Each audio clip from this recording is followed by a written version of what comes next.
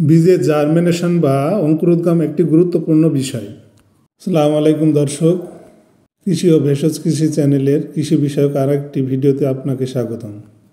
বর্তমানে হাইব্রিড ও উপসি জাতের বীজের অনেক দাম, তাই এটাকে জার্মিনেশন বা ফুটিয়ে নেওয়া খুবই দরকার, নাহলে লসের সম্মুখীন হতে হয়। তাই ভিডিওটি অনেক গুরুত্বপূর্ণ হতে যাচ্ছে, তাই সাথে থাকুন এবং চ্যানেলটি সাবস্ক্রাইব করুন। প্রথমে বীজটাকে আমরা 12 থেকে 24 ঘন্টা ভিজিয়ে রাখবো। এরপরে এটাকে সুন্দর করে সেঁকে নেব।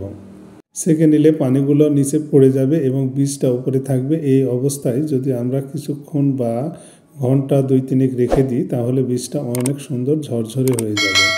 তবে যদি সম্ভব হয়, বাজার থেকে বীজ নিয়ে আসার পরে বীজটা রোদ্রে ভালোভাবে শুকিয়ে নিয়ে তারপরে ভিজালে আরও অনেক ভালো হয়।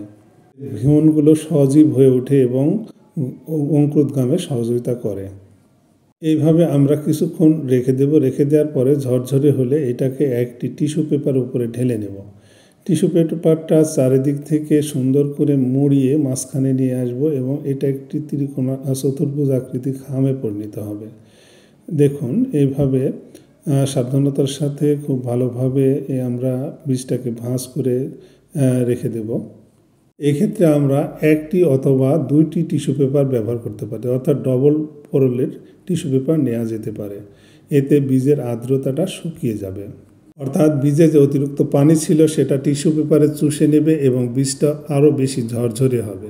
এবারে টিস্যু পেপারটাকে একটা সুতি কাপড়ের উপরে রেখে এটাকে সুন্দরভাবে আমরা মুড়িয়ে নেব। এবার মোড়ানো বীজটা একটি কাঁচের বয়ম অথবা প্লাস্টিকের পটে নিয়ে নিব। প্লাস্টিকের পটটা যেন অবশ্যই স্বচ্ছ হয় বা কাঁচের মতো হয়, অর্থাৎ এর ভিতরে আলো প্রবেশ করতে পারে। এবার এটাকে আমরা রোদ্রে রেখে দেব। এটাকে একদিন রোদ্রে রেখে দিলে এর ভিতরে আলো প্রবেশ করবে এবং তাপ শক্তি পাত্রের ভিতর থেকে বাইরে আসতে পারবে না। এটা গ্রিন হাউসের মতো কাজ করবে। বীজের প্রশোধনের শক্তি এবং তাপ শক্তি দুটো মিলে এর পাত্রটি গরম হবে। এর ভিতরে গরম হওয়ার কারণে বীজটি সহজে অঙ্কুরিত হবে। একদিনের বীজ কিভাবে অঙ্কুরিত হয়েছে, এর ছোট্ট একটু শিশু উদ্ভিদ দেখা যাচ্ছে। এই অবস্থায় আমরা বীজটিকে লাগাতে পারি। একদিনের বীজটা বপন করা সব থেকে উত্তম। দেখুন, এই ক্ষেত্রে আমরা একটি মাদায় 3 থেকে 4টা বীজ বপন করব।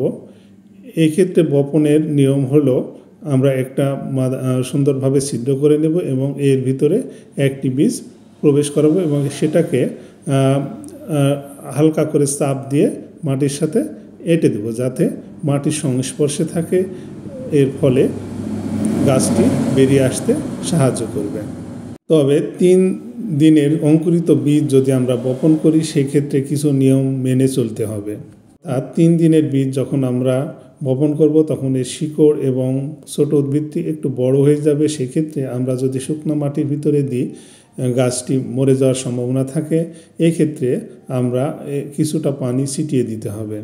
পানির পরিমাণ কম বেশি হলে সমস্যা হয়, কারণ পানি যদি বেশি সেচ আকারে দেওয়া যায়, এর উপরে চটা হয়ে যাবে এবং উদ্ভিদটি বের হবে না। তো একদিনে জার্মিনেশনের বীজটা লাগানো